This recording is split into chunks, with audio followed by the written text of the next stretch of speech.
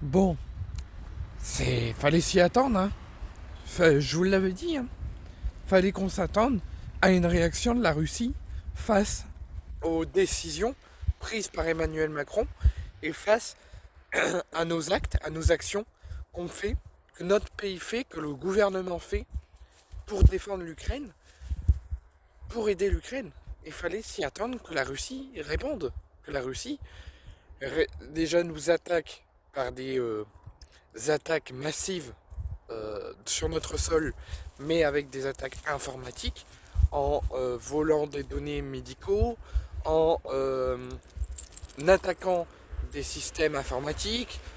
des données informatiques, voilà, en attaquant dans un système numérique et informatique sur notre sol. Ils font des attaques de cette manière, depuis qu'on commence à aider les Ukrainiens. Là, à l'heure actuelle que je vous parle, on en a parlé hier et je vous demanderai, je l'espère que vous rendrez un petit peu plus visible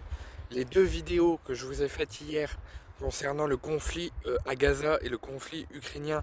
et la livraison de 100 rafales à l'Ukraine.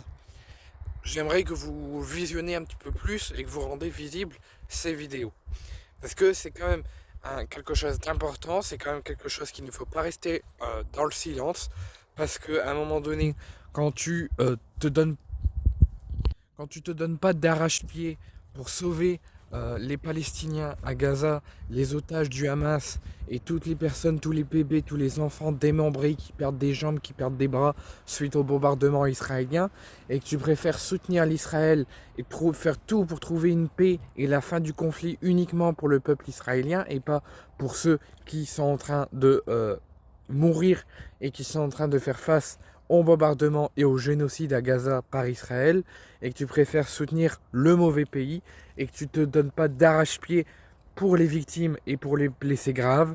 et que tu préfères plus te tourner vers un conflit qui n'est pas un conflit international mais un conflit purement politique et qui risque de durer encore de très longues années, et que ton principal objectif c'est de mettre le pays dans une grande difficulté, que tu as déjà mis ton propre pays mais que tu le rajoutes encore plus de sursis et encore plus de grandes difficultés en permettant à l'Ukraine d'avoir 100 rafales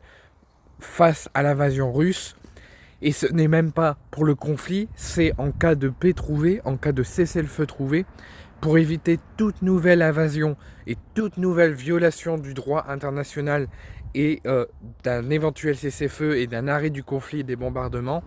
L'Ukraine aura dans sa réserve 100 rafales français en cas d'attaque russe, malgré un éventuel cessez-le-feu trouvé. Donc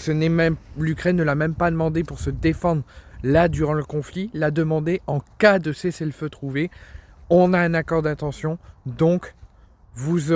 grâce à vous, on aura 100 rafales pour faire face à une éventuelle invasion nouvelle et une nouvelle violation de la part de la Russie. Et la Russie a répondu en disant que la France est un peu à un contexte